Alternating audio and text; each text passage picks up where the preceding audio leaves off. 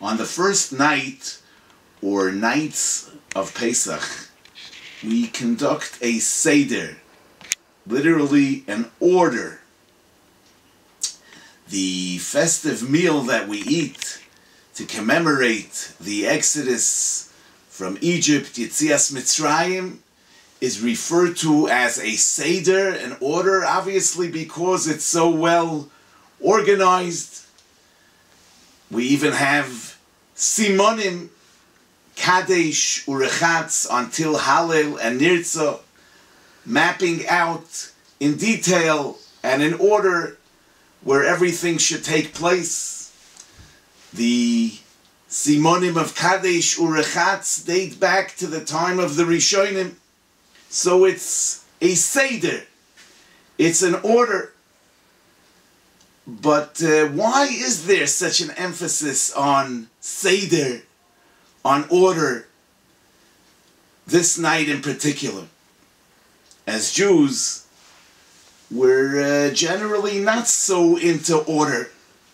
As a people who have been all too often on the run, we developed the skills to improvise, to make do in fast-changing conditions. We're not always so into order. But this night of Pesach, everything needs to be in order. It's, you know, they say half-jokingly that since Jews are not so into order, once a year, when we do arrange things in order, the children ask, why is this night different? Actually, on this night, we're commemorating miracles. And miracles are out of the realm of order. They go beyond the law and order of nature. So why would we be commemorating miracles with a SEDER, with an order?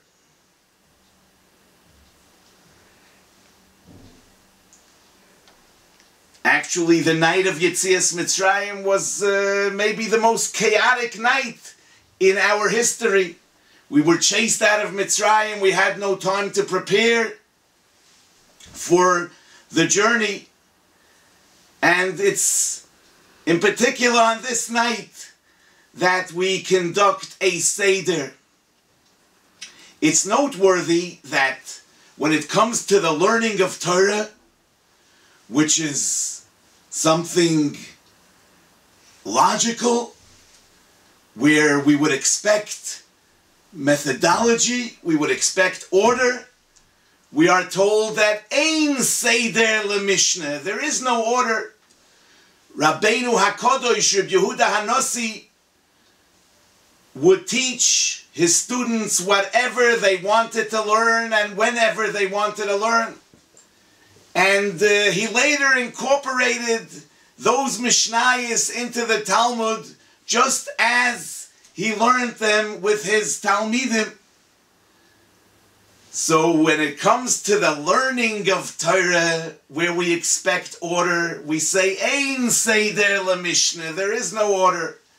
And when it comes to celebrating miracles that are beyond order, we make such a to-do about order. It might be that when it comes to learning Torah, we need to emphasize that it's not only logic. It goes beyond order. We need to connect to the divine origin of Torah, which is beyond order.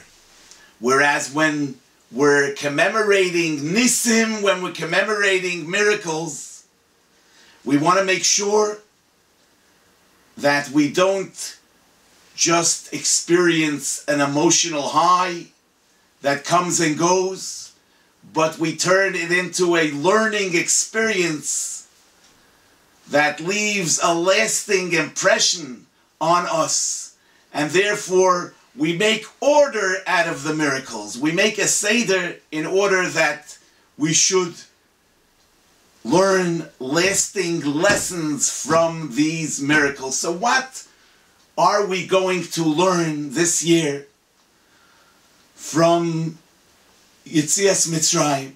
B'chol dor v'dor chayev odom liros es atzmoi ki'ilu hu yotza miMitzrayim. In every generation, one needs to feel as if he himself left Mitzrayim. We have to make Yetzias Mitzrayim relevant to our real lives. What can we learn from Yetzias Mitzrayim?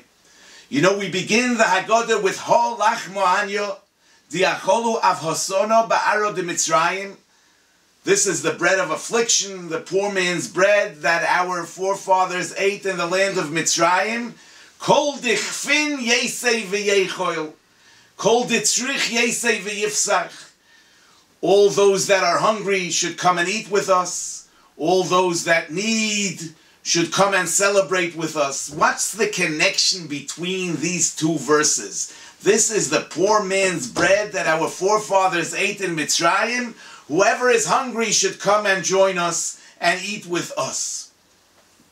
The Mishnah in Masechtes Pesachim says that the Sipur of Yetzias Mitzrayim, the telling of the story of Yetzias Mitzrayim, has to be with Maschil Bignus Umesayim B'Shevach.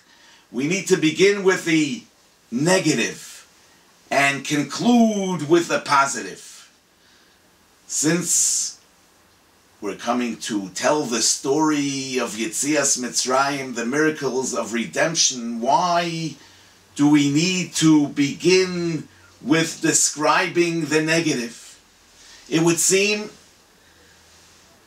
that ignoring the negative past is not the way to go.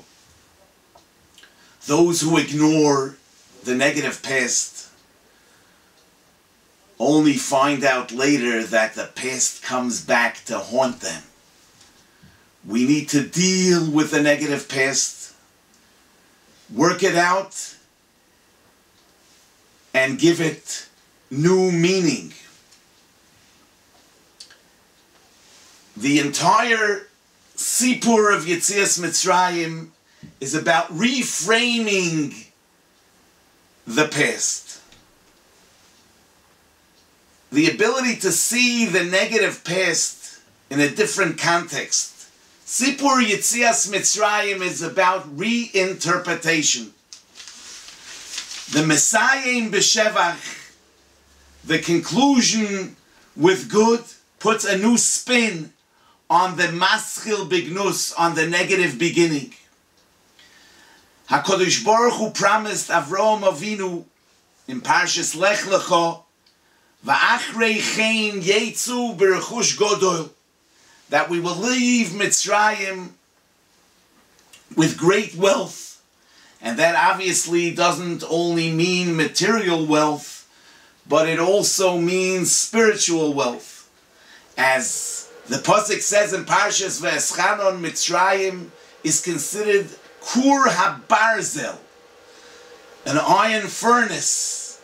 It's compared to an iron furnace in which we purify gold and purge it of foreign elements. The experience of Golus Mitzrayim helped shape our collective personality. We became what we are through the Kur HaBarzel, the iron furnace of exile in Mitzrayim. And that is all part of the Rechush Godel, the great wealth that we took along with us from Mitzrayim. In Parshas Mishpatim, the Torah says, V'ger loy silchatz, va'atem yedatem es nefesh hager, ki gerim heyisem be'eretz Mitzrayim. Do not oppress a stranger. You know the heart of a stranger, for you were strangers in the land of Egypt. Through our experience in Mitzrayim, we developed the ability to empathize with the outsider, the underdog, the less fortunate. And that sure is a rechush gadol, a great wealth, a great spiritual wealth that we took along with us from Mitzrayim. When we remember our experience of slavery, we have a choice. We can develop a sense of entitlement, a feeling that now it's time to pamper ourselves, a feeling that society owes us something, or even worse, we might want to get back at society. The Torah, however, teaches us to utilize our negative experience in a positive manner. Ki atem yedatem es nefesh hager ki gerim hayisem be'eretz Mitzrayim. We use our negative experience in Mitzrayim to develop compassion, to develop empathy for the outsider, for the less fortunate. So we say, Ho lachmo anyo diacholu avosona ba'ara de Mitzrayim. This is the poor man's bread that our forefathers ate in Mitzrayim. And when we see that, we remember what we went through. We make a promise to make sure that nobody experiences what we experienced, and we say, Kol dichfin yesei v'yechol. Every hungry man should please come and eat with us. Kol ditzrich, whoever needs, yesei v'yifsach, should come and celebrate with us. This way, the bread of affliction is transformed into a bread of redemption. Not only did we get out of Mitzrayim, but this way, we get Mitzrayim out of us. B'chol dor v'dor chayev odom lirois etz atzmoi ki'ilu hu yotza mi Mitzrayim. In every generation, one is obliged to consider himself as if he himself was redeemed from Mitzrayim. What does that mean? We all have negative experiences.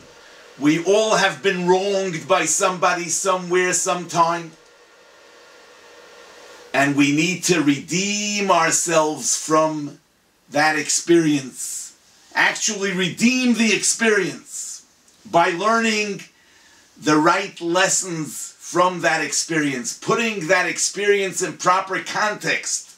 As long as we harbor negative feelings towards our oppressors, as long as we have feelings of resentment within us, our oppressors have an ongoing presence in our life. The Pasuk says in Parshas Re'eh, Lo sisa'ev Mitzri, ki ger hoyisa ba'artzoi. You shall not despise an Egyptian, because you were an inhabitant in his land. We're told, believe it or not, after everything the Egyptians did to us, we're told not to harbor any negative feelings against the Egyptians. To reach a point where we actually have a feeling of thankfulness towards the Egyptians. Ki ger hoyisa ba'artzoi. You lived in their land, as Rashi says, Shohoyu lochem achsanya b'shas hadoichak. They served as a place for you to be when things were tough and rough.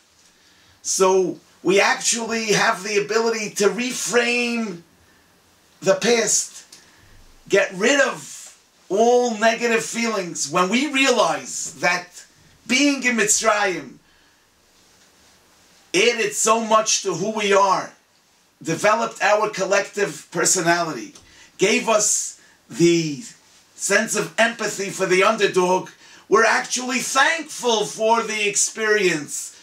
The gnus, The negative beginning and the Shevach, the redemption, are all part of one whole picture. As we say, Koirech, Pesach, Matzah, Umoror, V'oichlam biyachad. We make one sandwich of the entire experience. The lesson that we need to learn is to apply this to our daily life. Have the ability to see the positive within the negative. And then we will exit our own meitzorim, our own constraints. We will be able to overcome our grudges. We will be able to live a redeemed life. A freilichen kosher Pesach.